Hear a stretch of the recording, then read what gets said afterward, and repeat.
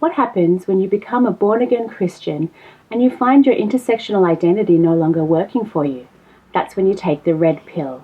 This is Last Year's Artist. I'm Binti Kolchoka, and you're watching the Brain Dump series.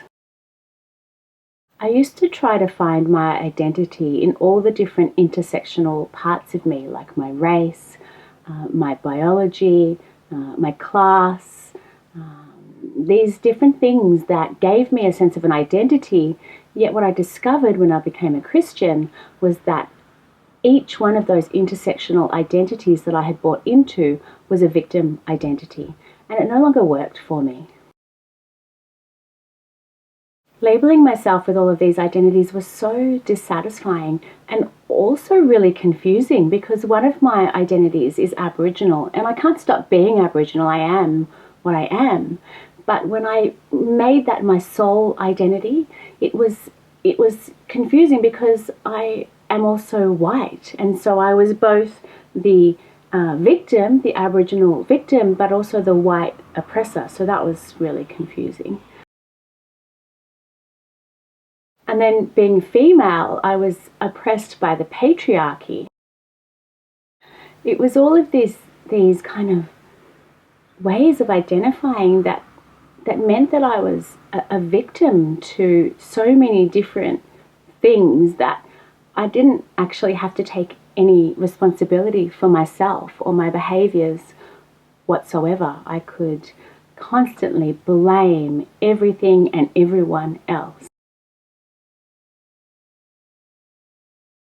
In one way, not having to take responsibility was fantastic, but in another way, I never could quite fit perfectly into these intersectional identity politics boxes, because I was also having this Christian experience, and there's not really a place for Christianity in intersectionality, because Christianity is the oppressor, the great white oppressor. And so what is supposed to be quite tolerant and inclusive and about lifting people up became intolerant and exclusive, and wasn't really interested in my Christian ideas and thoughts and experiences.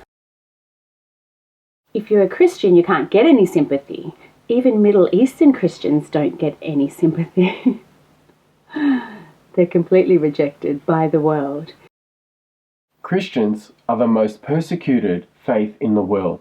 We look at Christianity through the Western lens.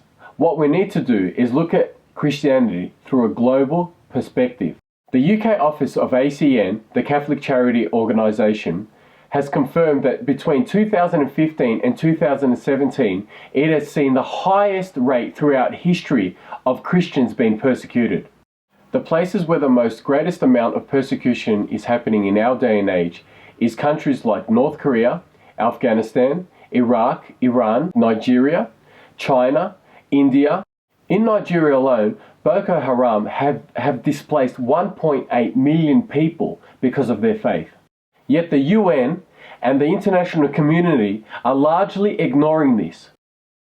With the picking up of my Christianity came the unravelling of my victimhood. And it was the beginning of my conversion from left-aligned politics to right-aligned politics. So simultaneously, while I was going through a Christian conversion, I was also experiencing a political conversion. And that makes sense, because everything was flipped on its head. And so everything that I thought was good became evil, and everything that I thought was evil became good. And that included politics. Interestingly, I didn't even understand that I was on the left until I went through a very public court case where I was exposed to conservative ideas for the very first time. It wasn't until I was confronted with these ideas that I realized how much of a bubble that I had actually been living in. The family that I had grown up in was completely left-aligned. They were atheists and activists. I grew up in the theatre world. That's entirely left-aligned. And now I'm in the art world and had spent many years there.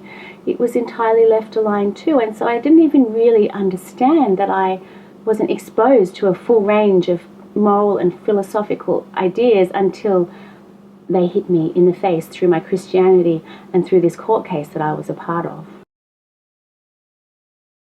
There was no left and right. There was just the left, and there was just my ideas and my positions and where I was. And what I was a social justice warrior and a virtue signaller. And I constantly looked down on other people who didn't have the same ideas that I had. And I was intolerant of them too. It was only when I began to pick up some ideas outside of these thought bubbles that I began to experience my own rejection and intolerance from the very groups that I was a part of and aligned myself with. So I began to read and read and read. Over the course of about 12 months, I read between 1,500 to 2,000 articles on conservative ideas. I watched hundreds upon hundreds of hours of YouTube videos. And the more that I read and the more that I watched, the more I realized I had been on the wrong side. Completely on the wrong side. Not only in life, in spirituality, but in politics too. So I'm just so grateful because when people say to me, "Oh, I can't believe you're a conservative and you have those ideas," I say to them, "Well, I used to think like you, but then I woke up."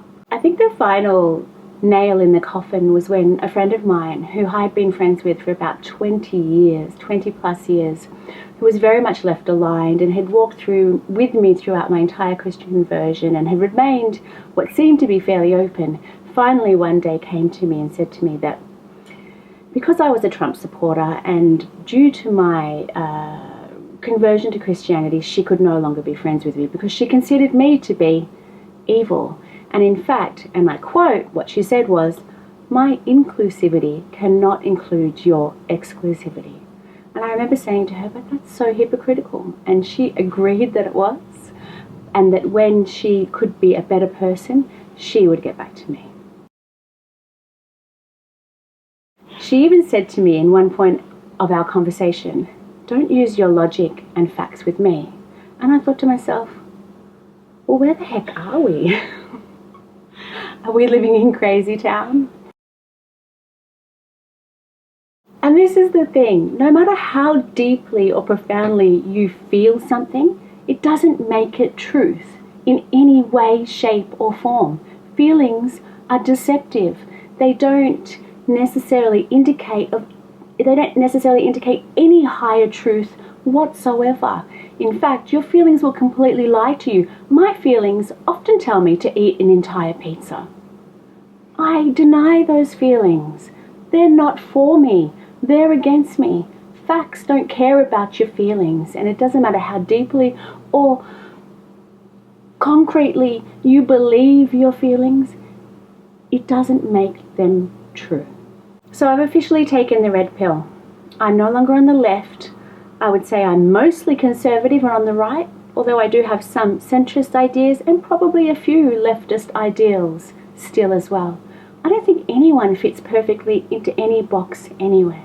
But for the best part, I'm so thankful that I've taken the red pill, and I would encourage you to begin to explore ideas on both sides of politics, left and right. Don't limit yourself to one thought bubble and to just people who agree with you.